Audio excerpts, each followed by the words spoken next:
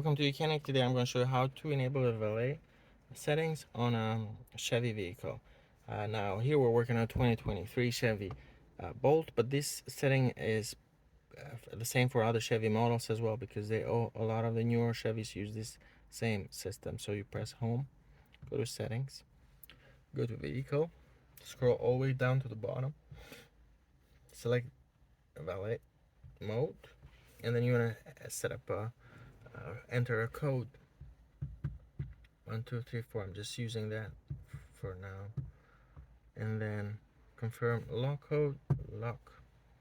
And now this system is locked. Somebody can get in the car and drive it, but they're not going to have access to your settings, contact phone numbers, and things of that nature. And then when you come back in the vehicle, you press your code and you unlocked it.